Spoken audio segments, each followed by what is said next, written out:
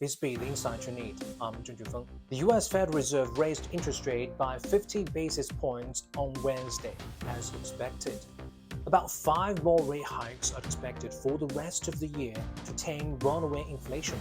Many fear that higher US interest rate will cause serious capital outflow from China and derail China's growth. So do we need to worry about it? First, from a currency perspective, although the yuan depreciated against the dollar by 5% in April from 6.3 to 6.6, it's still relatively strong compared with 7.15 level in September 2019. Interest rate in China is still higher than those in the US. Inflation in China was only 1.5% in March, much lower than the record 8.5% in the US in the same month. That means yuan asset returns are still higher than those of the dollar. Moreover, yuan assets have been relatively independent from global markets, offering investors a shelter from global volatilities. Global investors need yuan assets as an option to diversify risks, so dips in the yuan will attract more buying, limiting further depreciation. Second, the yield advantage of US Treasuries over China's government bonds for the first time since 2010 is not the sole factor affecting investors' decisions. Yes, bond and equity traders had slashed exposure to China in March and April, while long-term investors are still going long on China.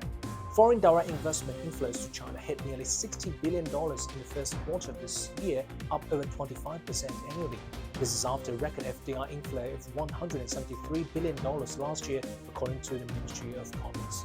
A survey by the European Union Chamber of Commerce in China last year showed that only 9% of nearly 600 European companies in China planned on moving out of the country, the lowest share on record. China's sheer economic size and stable growth means rich business opportunities. Thirdly, unlike the US that only has the interest rate tool to tame inflation, China has ample policy room. Its key interest rate is at 3.7% and bank reserve requirement ratio is at 8.9%. Those rates can be cut at the right time and right pace to release liquidity and stimulate the economy. China critics need to remember that China still has resilient economic fundamentals and enjoys huge trade surpluses and FDI inflows. Its foreign reserve is the world's biggest at over $3.2 trillion. Its financial system is stable with lower debt levels than before. So China is able to accommodate the impact of this round's Fed rate hikes, as it's far better positioned than most countries in the world.